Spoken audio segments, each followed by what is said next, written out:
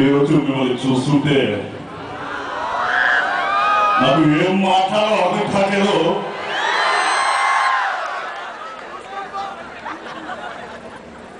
అయినా మీ అందరినీ చూస్తుంటే నాకు మాట్లాడాలని ఉప్పొంగి మాటలు రాలేదు.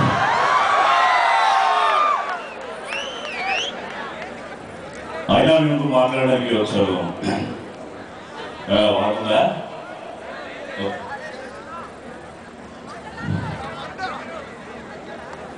నాకు బెంజం తెలుసు, గంజం తెలుసు.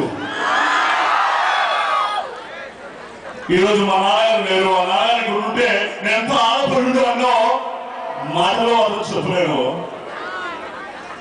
అయితే నన్ను ఇన్నాళ్ళుగా మీ ముందు నిలబెట్టారు. నాలో ప్రవేశం రక్తం నా రక్తం కాదు, మీ అందరూ రక్తమయ్యే